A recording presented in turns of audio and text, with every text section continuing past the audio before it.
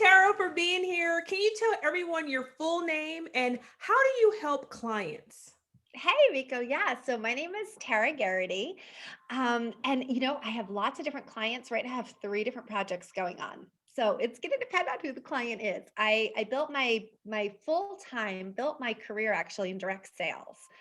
And so I've built, thousands of clients across the country in the beauty and skincare industry. And then a few years ago, I started a company called Making Cancer Fun to help parents who were dealing with a life-changing um, pediatric cancer diagnosis. My daughter's a cancer survivor. And so with those, it's really helping families kind of navigate through this very life-changing, devastating diagnosis, but using fun and laughter as their coping skills to build resiliency.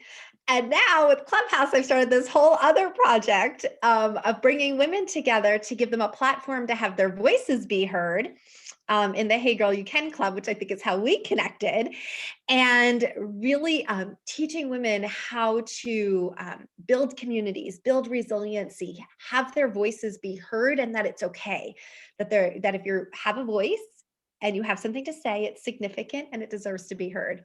And so it's kind of been a little bit of a whirlwind, feeling like I've got three spinning plates in the air right now. So it's like having three different hats. Which are you putting on? Which I've always said is not a good thing to have. So now I'm going against my own advice. You spoke about the club, your club, Hey Girl You Can.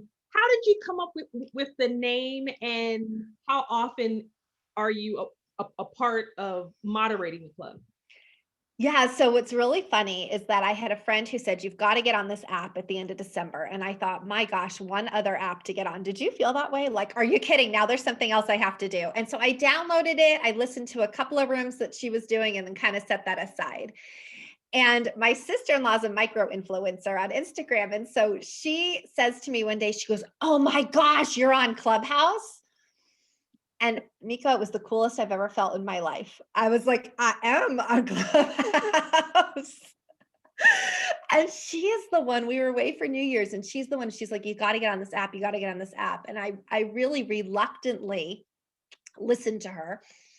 And then she said to me, "You have to get a club." And I thought, all right, and I went on the NAP app initially to find families who were going through childhood cancer diagnoses. That was why I got on. I thought maybe this will be a great way to reach these people. And there really wasn't that community, and there still is just starting to build that little community.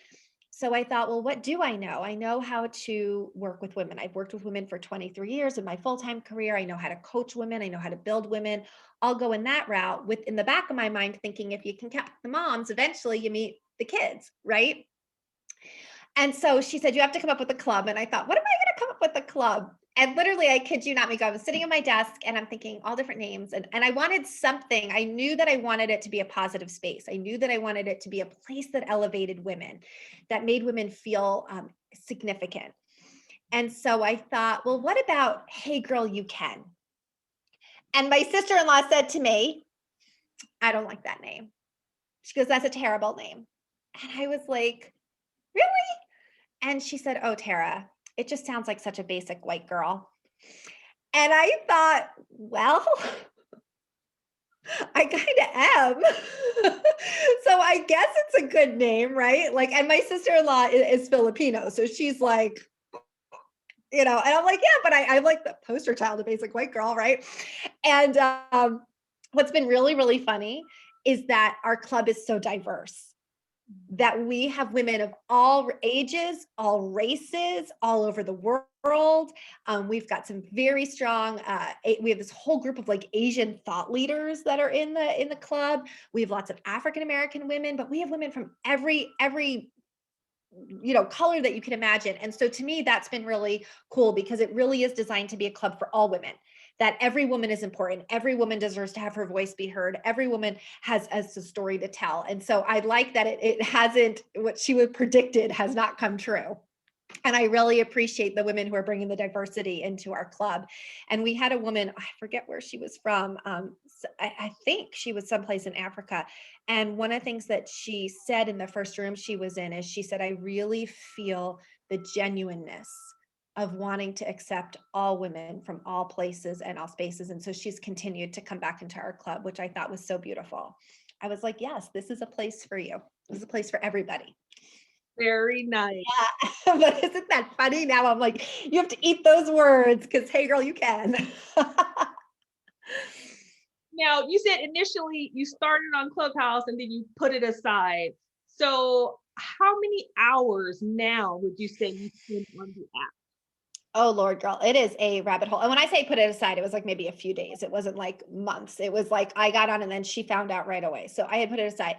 I will say in the beginning, I kind of fell into what we call the Clubhouse rabbit hole, right? You just can get really immersed in this constant going and going. And what I was finding, and it was like, full time every day, being in different rooms, hopping in, listening. And I was feeling my brain couldn't turn off. And I will say, and that's also because I'm juggling just a whole lot with all these different projects too. So it wasn't just Clubhouse, it was that. And so I took a Saturday where I said, I'm not going to go on Clubhouse. I'm not going to check an email. I'm not going to check an Instagram. And it was hard. Like I found myself all day, like, I guess like an addict being like, oh, I need to check an Instagram. I need to check. But what I thought to myself at the end of the day, I thought, if this is hard to do, that is a sign I need to do it. That is a warning sign, a red flag to me that this is not good, that I need to be able to cut off. And the next morning, my brain felt so clear. So now I do 2 rooms that I'm very committed to: our Monday flagship room and our Friday flagship room. And those rooms I started before we had a club. It's a hey girl, you can and will. And we have people come and we use goal setting. And I coach women in goal setting for confidence, not productivity. And then we have a Friday room where we have everybody come back and celebrate their wins. Because often we focus on what we didn't do and what we didn't achieve. And we don't focus on the one thing we did really well. And so it's to retrain our brains to look for, where are you succeeding? Where are you being successful? With the idea that these 2 rooms build confidence, and a confident woman can achieve anything. So those are the 2 rooms that I'm committed to every single week. And then I hop in on a couple of our newbie rooms where they're in different clubs, but they're kind of to help new users navigate the app, functions, these types of questions. And then I've been very lucky that I've been invited to a number of, and now do, as my schedule permits, pretty regularly. There are rooms for TEDx speakers, and we share how to build public speaking and confidence. And potentially, if somebody wanted to become a TEDx speaker, or they just want to build more confidence in public speaking, because the app is an audio app. And so when you think about the fact that studies show people would rather die than speak in public, like legit death seems easier, that it's interesting that this app is taken off, because it's in a sense public speaking, right? But it's such a cool, I think the timing of it and people needing to connect. And I also think the global perspective of having conversations with people from all over the world, there's something unique and beautiful about that, to see that our view and our thoughts are so narrow compared to the rest of the world. So it really is So community. Yeah, I do love it. yeah, so I would say, I mean, there's a couple hours a day. I would say probably 2 hours. If I said a minimum of 2 hours a day, at least speaking on the app, so 10 hours a week. Plus, there's quite a bit of time running a club, which I think people don't appreciate or know, or I certainly didn't realize what I was getting into. Particularly a club that's growing quickly. We had 10,000 people in our first 45 days, and it was like, oh my gosh. And that was from zero. So it wasn't like I had a platform someplace else or a huge Instagram following someplace else that I was bringing over to this app. This was from like zero. Okay, let's come up with a name. So just think of all those messages and people wanting to, ask questions and connect, and, putting rooms on the calendar. And there's a lot that goes into that. I think it's not just, I talk a lot about, it's not just anybody can create a club, right? But how do you actually build that community and maintain that? And one of the things that I'm really proud of for our community is that While we may not have the largest community on the app yet, we have a very active community. I mean, at any given time, if I go in, there's, probably 800 to 1,000 women active on the app at that moment from our club. So I think that's huge. I've had people say, yeah, I'm tired of following your club. It's all over the hallway. But to see that people are really connecting into this, and it's becoming a community, not just a club of rooms, but a real community of women, which is so exciting to me. Excellent. So how have you generated leads for your business by being on the app? So it's been interesting. And to be very transparent, I have not used Clubhouse for my full-time business. Um, Facebook is really kind of where I use that. Clubhouse has really become a business all in of itself. So for example, I just did a course, a webinar class on how to build a community. And it's something that I've been doing for 2 decades. I've built communities in person. I've built communities through Facebook groups, and just my newest community is on Clubhouse. And a lot of people were asking, how do you do that? And so literally everybody who attended that webinar and everybody who registered were people, I think, except for the exception of one, they were all people through Clubhouse.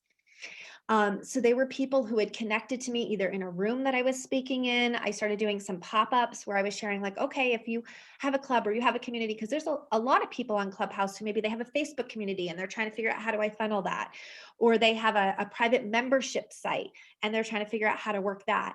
And building a community, it doesn't matter where you are, where you live in the virtual world or even in person. There are ways, and it's not just throw it up there. You need to have a strategy of what makes my community unique.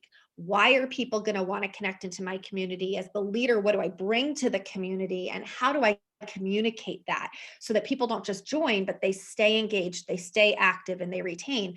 And so I put together this webinar. We put up a registration page, and it was crazy. And so it was promoted through Clubhouse and then through the Instagram stories.